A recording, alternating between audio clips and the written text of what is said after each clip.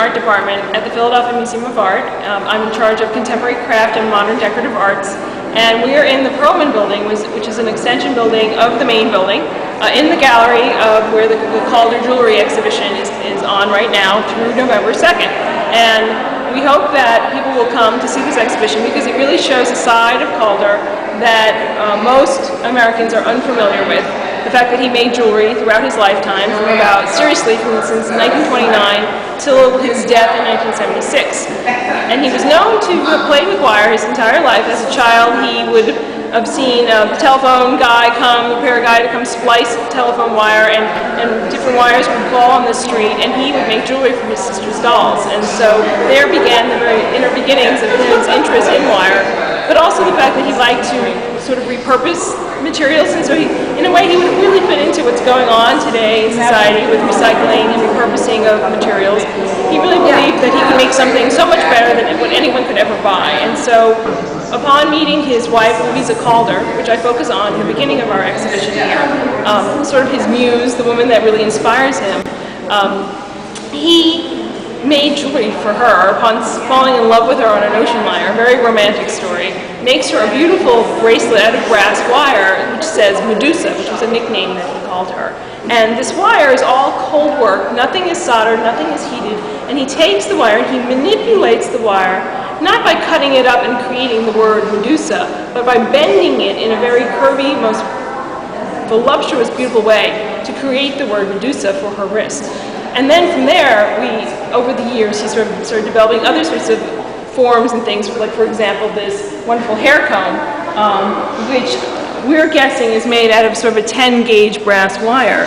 Now, brass is, in terms of its makeup, as you all well know, it has some malleability, but in a 10-gauge, it's quite thick. It's sort of like that wire, like a coat hanger that's made out of that very thick gauge that comes with your winter coat from the dry cleaner. It's that odd, very thick hanger that won't bend and won't do anything in your closet. And this wire he manipulated, and when you get up close to look at it, you realize that given that he worked it cold, that you see his flyer marks on it, but he must have been bending it with his fingers. And although he's known for his very chubby hands, he must have had incredibly strong fingers.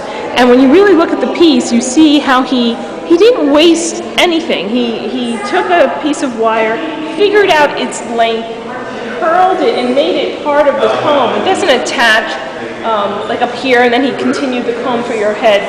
Every piece is integral to it. And so in essence, and in other instances within the show, there are objects where there may be only 3 wires at play that he integrates to create a variety of different forms: necklaces, brooches, earrings, tiaras. From scratch. Okay, so this.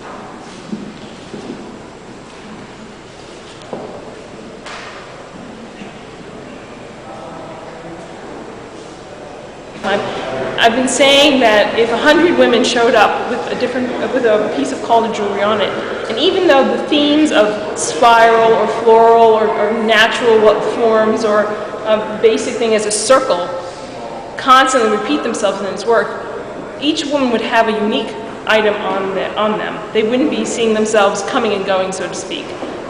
He made over 1,800 pieces of jewelry in his lifetime. It's about sculpture. He is creating work that your body is part of the sculpture.